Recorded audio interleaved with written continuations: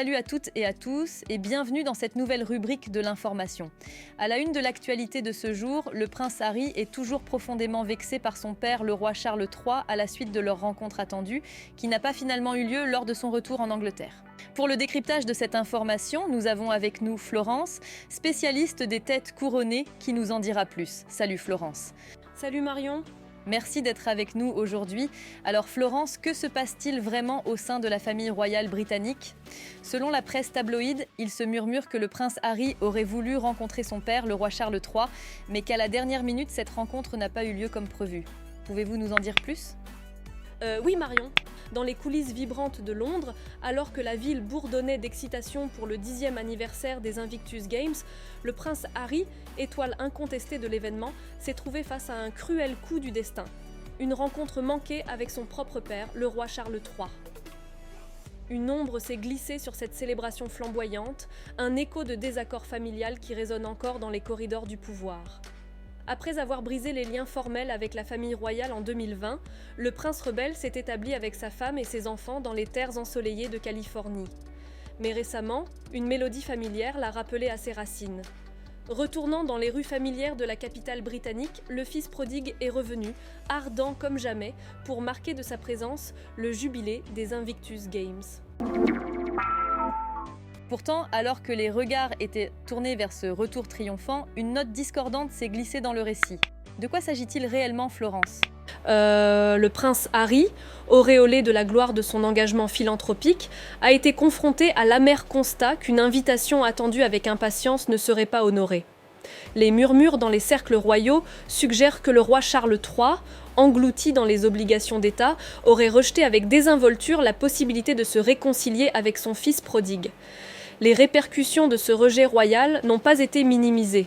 Dans les salons feutrés où les rumeurs bourdonnent comme des abeilles en colère, on chuchote que le prince Harry aurait été profondément blessé par ce refus, se sentant rejeté et snobé par celui qu'il espérait retrouver. Les murs du palais résonnent des échos étouffés de ce conflit familial, alimentant les feux de la controverse médiatique. Alors que la poussière retombe sur cette rencontre manquée, une question demeure. Les fissures dans les fondations de la famille royale peuvent-elles être réparées, ou cette séparation est-elle destinée à persister, inscrite dans les annales de l'histoire royale comme un chapitre amer de désaccords et de regrets ? Dans les méandres tumultueux des allées royales, le drame familial entre le prince Harry et son père, le roi Charles III, prend des dimensions dignes des plus grands romans. Alors que les deux camps s'affrontent sur les circonstances de cette rencontre manquée, les coulisses du pouvoir révèlent un récit complexe, tissé de désirs contrariés et de protocoles rigides.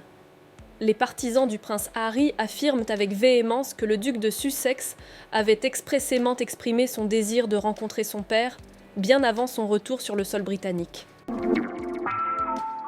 Cependant, les confidents de Charles III réfutent ces allégations, clamant haut et fort que le roi d'Angleterre n'avait reçu aucune notification de la part de son fils concernant une telle entrevue.